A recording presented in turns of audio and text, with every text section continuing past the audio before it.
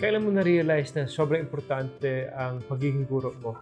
Dati sir talagang kasi ako malapit ako sa mga bata eh. Pag may makita akong bata, gusto kong tinuturuan ko sila. So ngayon sir, nang nasa service na ako, parang continuing current mission kasi even nasa service na ako sa Philippine Army, is nagtuturo pa rin ako. So yung value sir or yung importance ng pagtuturo or yung being an educator is hindi nagtatapos kung hindi mo ipapractice yung pagiging teacher mo. So even in any siguro profession, lalo na sa Philippine Army, na talagang nagtuturo talaga kami sa tropa, sa community, and yun, yung nakita ko sir yung value ng. Si Major Labarosa, hindi lang yan magaling sa military. Magaling din yan magturo. May mga techniques yan para madali niyang makuha yung atensyon ng mga estudyante niya. Marami yung mga energizer na nalalaman bago umpisahan yung mga subjects niya. Hindi lang yan magaling, believe ako niyan.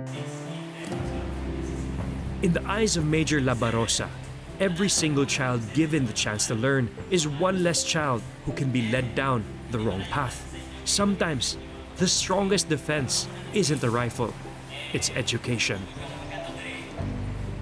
Sa mga viewers natin na inisip nila anong ginagawa mo sa pagiging guro dito sa sundalo mo, can you explain to us, halimbawa, pag pumapasok kayo sa isang community, anong mga activities na kaya mong gawin doon sa community na yan dahil background mo ay isang teacher?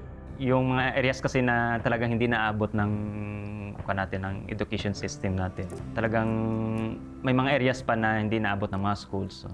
So may mga bata doon sir na hindi nakapag-aral, hindi marunong sumulat, hindi marunong bumasa. So sa akin as former na teacher, so yung basic education lang sir, kahit simple na pagsusulat, yung basic na pagbabasa, at least mayroon man lang silang alam and hindi na rin sila ma-exploit or hindi na rin sila maging blind doon sa mga propaganda sa kabilang grupo.